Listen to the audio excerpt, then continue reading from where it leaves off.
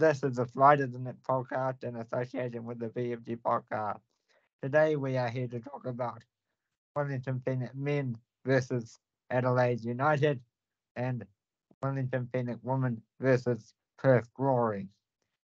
Who would like to start us off? So Denise doesn't normally watch the men's matches, but she said she saw the moment. Would you like to tell us your impression of the moment in the men's game, Denise, having not being somebody who normally watches the men's game? I just felt bad for he went end line, he beat the keeper, right? And then he tried to sort of dunk it in from the side. And, professional football players get paid a lot of money, don't they? Yeah. I mean, the men get paid a lot of money. And it just didn't go in the goal. I mean, I can't even remember. Did it go off the post? It just Bounced off out, yeah. Yeah, that was, even I saw that and felt bad for the Knicks on that one. But I don't think it mattered. Didn't they get demolished anyway? They lost, I think it was 5-1, but at the time, it would have brought us back into the game, I think. So okay. But if you ever watch the replay, don't watch Costa. There's a close-up where you can just see the crowd behind him. And the looks on their faces, even though it's a humiliation for us, is just amazingly funny. Just the looks of horror and then delight. It's just worth watching just that for that. I love those crowd shots of I think I will find the replay and watch the crowd shot. Yeah, it's just put it this way: it's like the woman missing a whole lot of shots, as we'll talk about shortly, but on a lower level. They didn't miss as many. They missed less. Sorry. It was a bizarre game in that a lot of the times, if you didn't see the score, a lot of times you'd say, "Look, Phoenix is doing well. They're on top and they're sort of dominating and stuff." But again, it's all about taking your chances or not. And the first two goals were gifts to Adelaide, and Adelaide are a very, very good team, and you can't just give them an own goal and then a really soft goal from your keeper or through your keeper. But they're a team that's sort of playing themselves in a lot of form. They're looking very strong, and their attack, when you compared, they've scored 5 times. We had to score from a penalty. So their attack was just spot on. Made most of the chances that they got where we just squandered a lot. I think we were missing Zavada, to be honest. He's on baby watch. I don't know whether the baby has been born yet. And there's no match this weekend because of the international break. But I think we missed that clinical finisher that we've been enjoying all season. But they kind of played into our hands by scoring first. You obviously know that when we score first, we tend to sort of go on to lose. So we gave ourselves every chance by letting them score first. One thing I in learned group about chat watching Costa when he got subbed off, I wouldn't have been surprised if he tried to sit down on that chair and miss. It was just not his day. And Alex Rufer taking the penalty as well. That's fine when you make it 3-1, but do you shush the crowd when you score the penalty to make it 3-1? That was kind of a little bit. One thing I noticed is Craig Goodwin is a beast as usual. Yeah, he's magnificent. Yep. So we just didn't play well in general, so many missed shots. We dominated massive parts of that game. Yeah, we We had dominated. a shocking first 15 minutes. The rest of the first half, we absolutely should have been level. We should have been back in that game. If Costa had squared that ball to Krav, which would have been a tap-in, we would have been 2-1. And that's a whole different thing psychologically. But it was embarrassing to fall apart, especially because it's so tight in the finals race right now. So tight that goal difference is going to matter. It's really going to matter. And so to have conceded 5 bloody goals, goal difference of -4, we're going to pay for that. I'm worried. Agree. not really much to talk about it in the men's because it was like 5-1, but Adelaide played really well. I'll give credit where credit's due. Yep. Yeah, they're a really good side. I wouldn't be surprised if they won the title again. They're good. They've got the attack to do that. I was a bit terrified when Lestore Arankunda came on because he's this brilliant young guy. What is he, 17, something like that? Still in school, absolutely incredible player. Still has a lot of growing to do, but he's absolutely terrorized other teams in the last, this whole season. And so he came on and I thought, oh no, like who is going to look after him? But we managed. He got one shot that went into the side of the net, and that was it. I was very relieved. He's incredible. It's again a sad indictment of your team that the positives that you're taking are that we lost 5-1, but Kunda didn't score, so hooray. But good point. Sorry. Thinking about Adelaide in the finals. If Adelaide get through, do they get? Where would the final be? Would Adelaide have a home final if they've happened to fall that way, or are we back in that Sydney conundrum? So the preliminary finals before the grand final, those will be at their sort of traditional home ground advantage, who placed where on the ladder at the end of the season. But the grand final, no matter who has earned it, will be in Sydney. They're doing that 2-leg away semi again. They're doing that home away semi thing. Because I have on the listening to the another podcast, the was it the Massive Dub podcast? When they were saying that when Adelaide and somebody else had a home final a couple of years ago, like I think it might have been Perth or something, like the whole city just went bonkers, and it was just full, and football energy in the city was just overflowing and huge, and it's like, man, you would love to see that happen again outside of Sydney. Nothing against Sydney, but well, I'm not offended. There's plenty to feel against Sydney. I live here. So, what else can we say? Anything else about the men, or shall we just go straight to the women? Yep. Flush the handle, turn the door, spray the spray. Let's talk about the women's game. Okay, straight to the women then. So, one thing I want to quickly touch on after this, because we'll do it after. They lost. They lost 1-0 and they couldn't score either. But it was even worse. They had so many chances, but they could not score. So I didn't get to see the game, but I did see the messenger chats that were going on among this group, and there was some very upset, irate, and frustrated messages from a few people in this group going, "Why can't we just get the ball in the goal?" And I think that probably describes the afternoon and how it went. Yep. Yeah, I actually wasn't in the group, so don't look at me on that one. But it was frustrating. It was, they had us the first 20 minutes. They really did. They came out storming. And the coach afterwards said, hey, we focused on that. We focused on a very fast start. And unfortunately, our women looked a little jittery. Asleep. Yeah, a little bit of all of that. Just a little bit frazzled, like, oh my God, they're coming really hard at us right now. And they controlled, in the beginning, they controlled the midfield, but we had the flanks, but the midfield, we lost that war at the beginning. The flanks look good. I mean, Satchel was flying down. She had what I thought was a very good game and put in some good crosses. A bit like the men, Denise. They look sensational, but they just couldn't score. Yeah. Yep.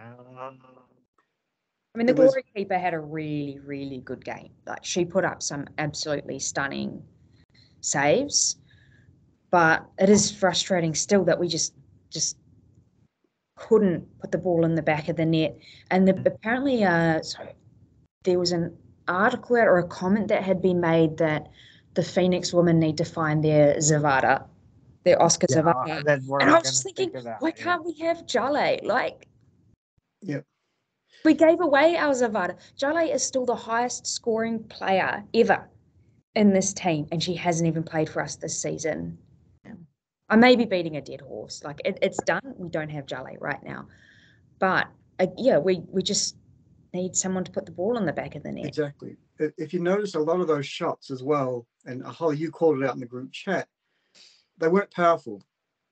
They were perhaps in the right direction, but there was no power behind them, so they just sort of simply dribbled to the keeper and she snapped them up. And you want somebody who can do a turn and a power shot like Jale, or I've made a note there. If we could have someone from the midfield who could just bomb a couple in from outside with a bit of strength and power, I think that's what we're lacking as well. Just quietly, over in the NPL through the opening rounds, Bree's sister Siobhan is having a bit of a cracker of a season, and Bree put a thing up on Insta today going, "Oh my, Siobhan's doing great." And I messaged, I was like, "Can Siobhan come to the Knicks next year? Because we need an out-and-out goal scorer." Yeah, we definitely do. We need a proven goal scorer where it's, like everyone else is sourcing them from America, but if we can get them from Bankstown, all the better. Yeah. That's the thing is that a lot of these goal scorers, they're imports.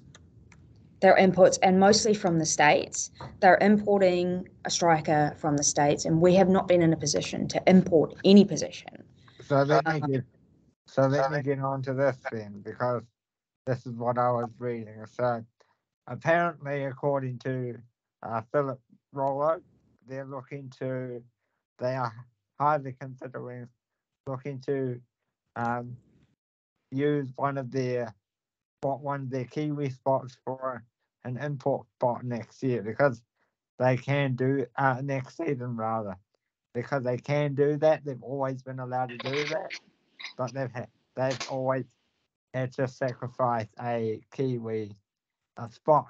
Now, due to the fact that they haven't been able to score, they are looking at this to grab their own Sawada. Now, what would everyone think about this? Would you rather, would you sacrifice a Kiwi? I would. Yeah. We talked both Gemma Lewis and Natalie Lawrence about points. I don't know if you guys remember, but I was pretty persistent. I'm like, can we get someone? They're like, no, we want to develop the Kiwis. And I'm like, cool, develop the Kiwis. But the Knicks have to sell tickets, and you can sell tickets when you win. And I'm all for developing Kiwis, but there has to be a balance there. Frankly, their business and the popularity of the sport. And, Western United got Jess McDonald. And Jess McDonald was hungry to see if she can get on the U.S. roster and just make a name for herself in the offseason. And she did. It didn't quite get her back on the U.S. roster, but she did have fun. She did earn some money, and she did get that team up to the top. And she's back with Louisville now. So that is painful when those people leave, but it does leave behind a winning record. Yeah. And that does Looking at Western Sydney Wanderers season, they brought in the young lady from the Philippines, and she turned their season around halfway through. I mean, she's kind of gone a little bit off, not had quite the same success the whole way through. But we don't necessarily need to look to the US, but it is the imports that have that next level ability to put the ball in the net. And Hannah Keane at United shows that as well. And Rojas in Melbourne, these are import players. They have the qualities that we need. I think people can learn from that too. I mean, just developing in your own little bubbles is okay, but you really like someone who is a pro and has done it. I mean, these they are valuable in and of themselves. as teachers. And, you watch the way they work out, you watch, the way they look at tape, you learn from them. And, I remember Natalie Lawrence just jokingly say, well, if we could get Tobin Heath, we'd do it. But, there's a lot of people between what we have and Tobin Heath. And and heck, Tobin Heath wasn't playing much. I mean, maybe they could have tried to get her, but there are a lot of people who want to go and make their name for themselves in professional football, that the A-League can and does attract. And the Knicks I think they should go for it. The second part, but very similar. Are you guys surprised that they're finally considering giving up one of their Kiwi spots? Are you surprised? Because I was quite surprised when I read the article. I don't know what the rules were because I know that some of the funding has come from New Zealand football. I don't know what that looks like, and I don't know whether there were agreements about, the makeup of the squads and things like that. So it's really hard to know what's happened in the background, whether there has been a change. There can be a change in season 3. So the rule that is public as of this recording is if they want an international import, they must give up a Kiwi spot.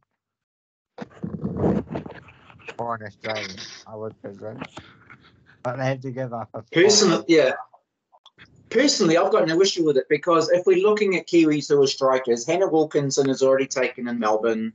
Ava Collins is playing in the US. She doesn't want it. She's not necessarily going to come back and play for the Knicks. So really, our stocks, our out-and-out strikers, as far as New Zealand goes, and people who are at that level, is pretty thin. So we do need to bring someone in. So you're saying, Jonathon, that you'll be happy to sacrifice somebody? Yeah, man, I want to see us winning games. I want to see us in the top 4. I want to see the Knicks as contenders. If that means we have to drop a Kiwi player, so be it. Yeah, I think the rules should be changed, by the way. I think we should be able to drop an Aussie player, but, You can. Just using Kiwi as an example. We had, I think the stats were 38 balls into the opposition penalty box. We had 60% of possession in their half. You get a quality strike from overseas, you get that many sort of things to turn into shots and goal. You're going to score goals. We just weren't doing it in the game. So what the space I guess? I think I noticed. Sorry, Blake, go ahead. So what the space I guess is all I was going to say. Anything else from you, Dean?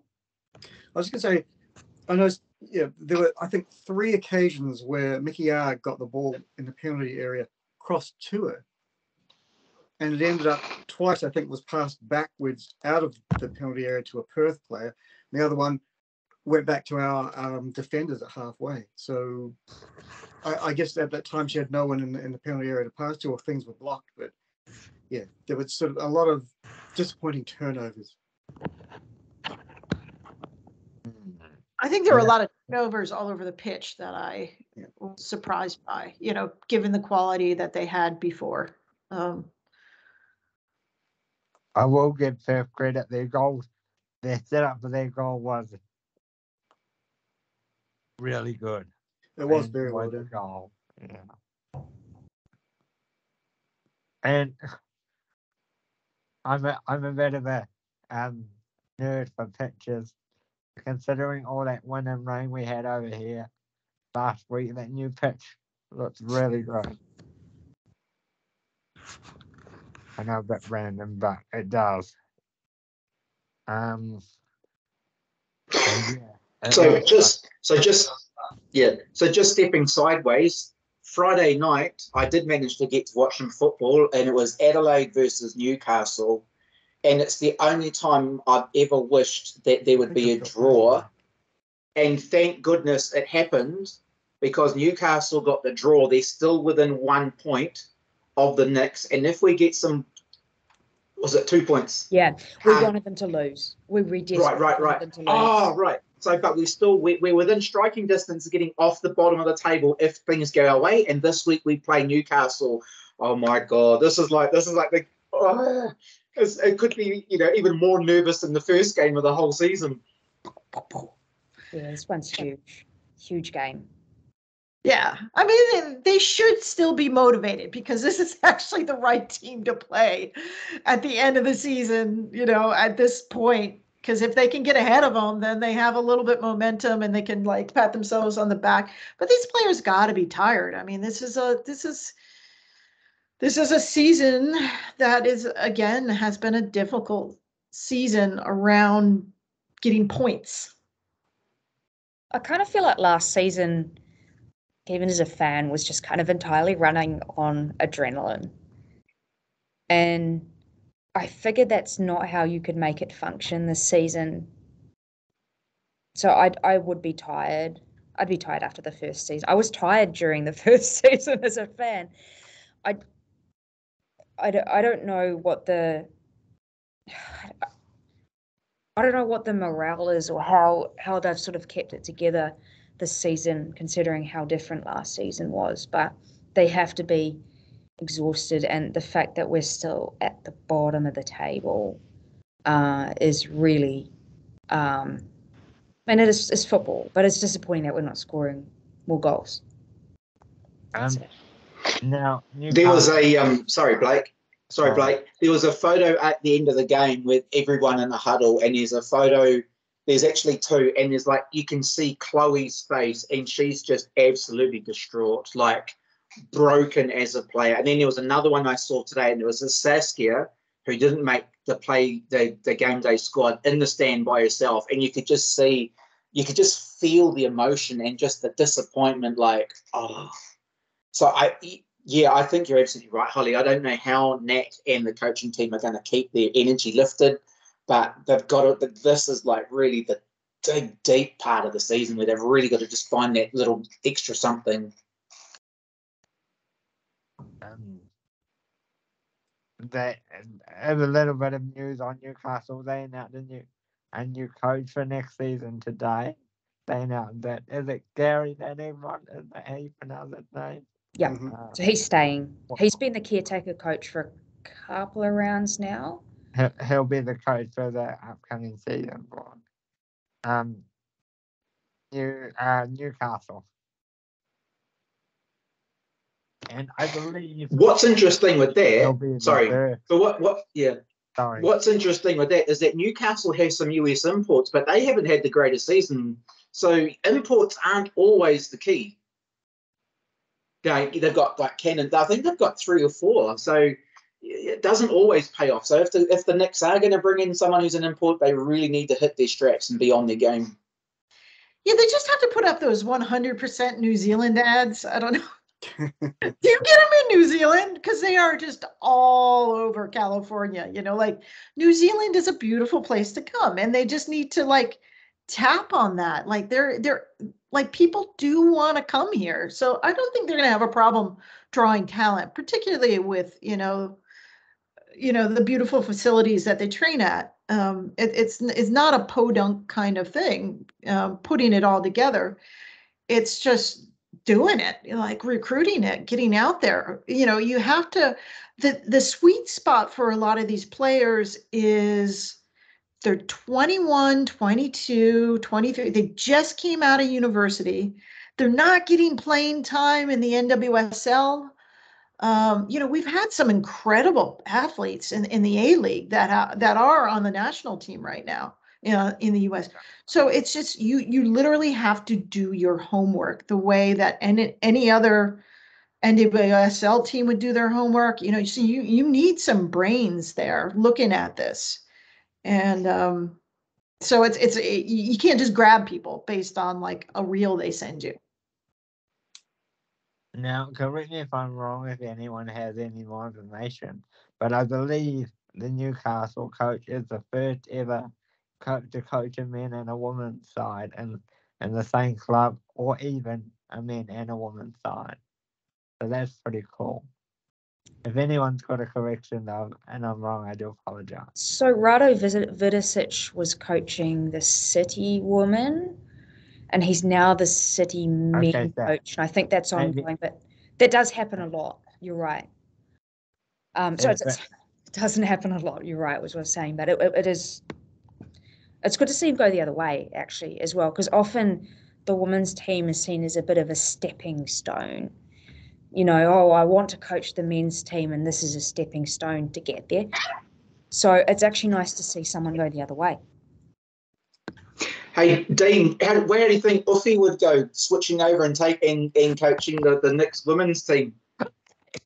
I think he'd go all right, actually. Yeah, probably less swearing, maybe. You'd have to learn. But yeah, we had some feedback. Yeah, look, they had a really good assistant coach. I'm cool with that. They had a training session where Chris Greenacre came and trained with them once earlier this season. The feedback was really, really positive. It was great. They learned a lot. So to have someone like that involved would be terrific. So Wolfie, but having Greenie, yes, I'd go for Greenie as an assistant coach. As we wind this down, does anyone have any other comments about anything that they want to share? Do we want to talk about the expansion discussion, or shall we leave that for another time? Oh, right. We can quickly touch on it. So the A-League are looking at doing Canberra men's and Auckland men. So what does everyone think about that? Just quickly. I think Auckland's men's and women's. Both. Sorry. Yeah. Yes. And I'm excited for the scope and the additional pull for players both in New Zealand and Australia to get over to actually sort of play. So more teams, the more players you need, the better opportunities for everybody. The only thing that concerns me is like the financial viability, or not necessarily the financial viability, but the footballing viability. Like the last two expansion teams were poorly chosen. It seems to be the consensus that was the Macarthur men and the Western United men. I think Western United is on the right track. Macarthur, I'm less sure about. But there was sort of a lot of clubs that would have been interested that missed out. They missed out for these sort of out of nowhere teams that haven't actually done very well because there's already two teams in those cities. So I am a little bit worried that you'll be cannibalizing the New Zealand market. You know, if you were to get a whole bunch of new fans to support Auckland, whatever it is, instead of cannibalizing Wellington Phoenix fans, otherwise you've just not got enough people. I think Canberra will be viable. They've already got a women's team, and it sounds like the women's club would be happy to have the men's team as part of their club. I heard that on Dub Zone when they interviewed the Canberra United, one of their board members. No, maybe it was Capital Football. I'm not sure. Anyway, so they have an infrastructure there to build on, but for Auckland, I don't know how that's going to work with the Knicks sort of being the club currently. Two quick points from me. So for me, Natalie Lawrence said in her press conference that if they want to add an Auckland woman, they're going to have to lift those restrictions that we were discussing earlier. Mm-hmm. She felt that was the only way they were to be viable, and from a football growth point of view, it's going to be amazing to have a Kiwi derby over here. I'm looking forward to that. Yeah, I'd love to be at one of those.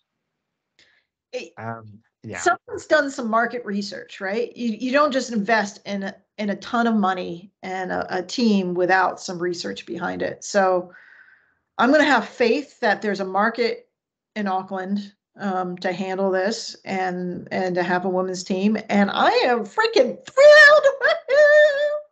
Like, I'm a Wellington Phoenix fan, right? But it's great to have another option in New Zealand. New Zealand needs professional women's sports across the board. I am thrilled. You guys can kind of go, but I'm happy. Listen, yes, go ahead, Jonathan. Here's my 2 cents worth. One, I'm with Holly. I think the financial part is hard. The A-League have said that the initial setup is $25 million. I reckon the actual, by the time you get established and everything, it'll be more like 50 million. I don't know how many people in New Zealand have got $50 million to spend on a professional soccer club.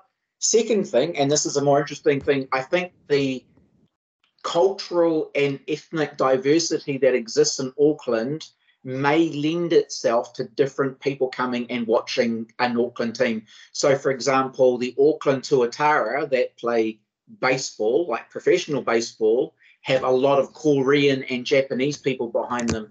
So I think if any professional team in football sets itself up in Auckland, it needs to have a different, it would need to market itself differently to get those cultures and ethnicities coming along. Otherwise, as you say, they're cannibalizing the same people that support it now. And just one more thing, Hamilton is now only 45 minutes from Auckland, so they easily have that Waikato network of people to go north to Auckland. Let's wait and see. A lot Exciting of people, times. yeah. I love that point, Jonathan. I think it's a great point that you have to appeal to different ethnicities in football. You see it in America. The biggest games are Mexico, USA, mostly with more Mexican fans, even though they're in America. I mean, they're a huge money-making thing. In the NWSL, you have many of the clubs are bilingual, particularly who are down towards the border, and that's great. And just tapping on the entirety of New Zealand in football. Now the South Island's pissed, right? They're like, They don't have anywhere to play. That's the big problem with the South Island, I think. Final comment about the Auckland team for me. They said they would either play at Mount or North Harbour, so that's interesting. Oh, and a lot of people said that they would support both for the other thing. So interesting. Anything else? Are we good? I'm off to the Newcastle game on the weekend. I'll probably be there by myself. You can be our on-site correspondent then. you're gonna be like the little dot of yellow. You might have to be.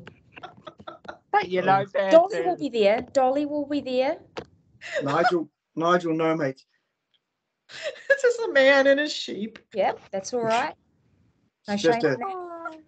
a typical South Island evening. On that note, we will talk about it next week, and we'll see you on the show next week. Don't forget to like and subscribe this video, and we'll see you on the next one.